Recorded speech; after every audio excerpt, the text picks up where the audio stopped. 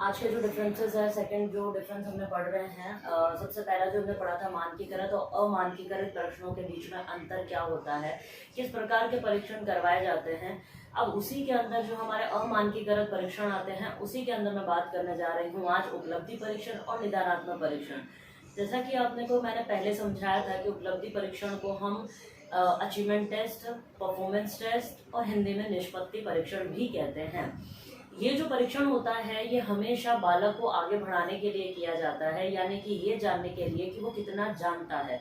उसकी जानकारी के आधार पर, उसके ज्ञान के आधार पर हम उसका मूल्यांकन करते हैं और फिर आगे की तरफ उसको प्रोग्रेस दी जाती है या प्रमोट किया जाता है। ये उपलब्धि परीक्षण जो होते हैं वो ज़्यादातर टीचर्स के द्वारा ही बनाए जाते हैं, लेकिन इसके बाद में अगर हमें लगता है मूल्यांकन करने के बाद में कि किसी बालक को हम उतना ज्ञान नहीं दे पा रहे जितना कंपेरेटिवली दूसरा बच्चा ले पा रहा है, तो उस वक्त जब हम कंपेयर करते हैं, तुलनात्मक अध्ययन करते हैं कुछ छात्रों के बीच में या समूह के बीच में, तब हमें उसकी जानकारी मिलती है कि कहीं ना कहीं बालक के किसी न किसी कमजोरी की वजह से कोई ना कोई उनकी बाधक चीज बन रही है जिसकी वजह से वो आगे नहीं बढ़ पा रहे हैं, हम उनको प्रमोट नहीं कर पा रहे हैं। तब उनके लिए होता है एक निदानात्मक परीक्षण। क्योंकि उस तुलनात्मक अध्ययन के दौरान हमें ये नहीं पता चल पाता है कि आखिर किस कमी की वजह से ऐसा हो रहा है, क्योंकि ये जो उपलब्धि परीक्षण है वो हम जब करेंगे तो एक समूह या बहुत सारे छात्रों पर किया जाता है।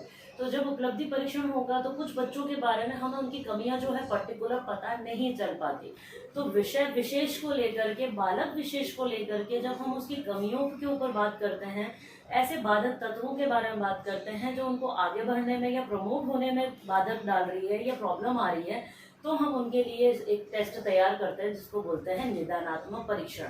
निदानात्मक जो है, निदान का मतलब डायग्नोस करना होता है, मतलब डायग्नोस करना मतलब उस बीमारी के बारे में या उस कमजोरी के बारे में या उन बाधक तत्वों के बारे में जानकारी हासिल करना ही निदान करना है। यानी कि हमने जब बालक की कमजोरी का पहचान कर ली, इसका मतलब हमने उस कमजोरी की पहचान कर ली, निदान कर लिया।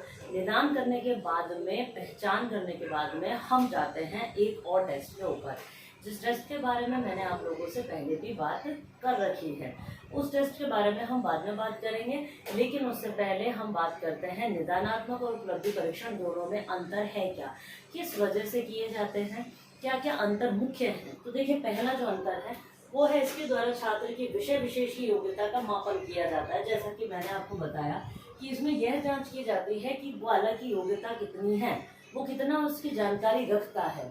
ऐसे कारकों या त्रुटियों की खोज करना जो छात्र के विशेष प्रगति में बाधक है, यानी कि हम उन बाधक तत्वों के बारे में जानकारी करेंगे। सिंपल भाषा में कहूँ तो निदानात्मक परीक्षण वह परीक्षण है जिसके द्वारा पता चलता है कि बालक ने क्या नहीं सीखा। इसमें पता चलता है कि क्या सीखा है और कितना सीखा है। ये सबसे सिंपल इसका आप डिफरेंस कर सकते हैं। समय सीमा होती है, ये आपको पता है, आप सब एग्जाम्स देते हैं तो इसमें समय सीमा निर्धारित होती है, लेकिन निदानात्मक में किसी भी तरह की कोई सीमा निर्धारित नहीं होती है। टीचर अपनी सुविधा के अनुसार, समय के अनुसार और परिस्थिति के अनुसार बालक के ऊपर स्टडी करता है। क्योंकि किसी बालक की कमजोरी का अध्ययन करना एक बहुत बड़ी गहन अध्ययन की बात आ जाती है, उस वजह से अगर हम टीचर को उस समय के साथ बांध देंगे तो वो एग्जैक्ट समस्या तक नहीं पहुंच पाता। फिर आता है इसमें अंक जो होते हैं परीक्षण में प्रदान किए जाते हैं, जैसे यूनिट टेस्ट, प्रोडक्ट टेस्ट या फील्ड या किसी भी तरह का जो टेस्ट होता है, उन खेल विधि भी मान सकते हैं। तो वो सारी चीज़ें जो है खेलों में, चाहे वो स्पोर्ट्स में कैसा है, को करिकुलर एक्टिविटीज़ में कैसा है, क्रिएटिव एक्टिविटीज़ में कैसा है, वो सब कुछ, तो चाहे वो स्टडी ही क्यों ना हो, अध्ययन कार्य, तो उनमें सब में हम अंक प्रदान करते हैं। लेकिन निदानात्मक में किसी भी तरह का अंक नहीं दिया जाता है। आपको पता होगा कि हम निदानात्मक परीक्षण में प्रश्नावली तैयार करते हैं जिसमें हम अंक नहीं देते, हम उस तथ्य तक पहुंचते हैं कि आखिर इन सब प्रश्नों के उत्तर देने के बाद हमने निष्कर्ष क्या निकाला है, उस निष्कर्ष में बालक की समस्या क्या सामने आई है, कौन से बाधक तत्व ऐसे हैं जो बालक की प्रगति में बाधक डाल रहे हैं या फिर उसको आगे बढ़ने में मदद नहीं कर पा रहे। फिर आता है अंक प्रशासन, अंकन जो आप स्कोरिंग जो कर रहे हैं बालक की, फिर प्रशासन, जितना भी मैनेजमेंट होगा, और जो व्याख्या है वो तीनों की तीनों इसकी सरल होती है। इन जो प्रशासन है वो इसके अंदर आता है कि जितना भी एग्जाम्स आप करवा रहे हैं, उपलब्धि परीक्षण जो टीचर मेड है, वो सारी चीज़ों को आप कैसे कंडक्ट करवा रहे हैं, उसको सब लोगों को कैसे अप्लाई कर रहे हैं, वो सारी चीज़ें, प्रक्रिया, वो सब इसके अंतर्गत आती हैं।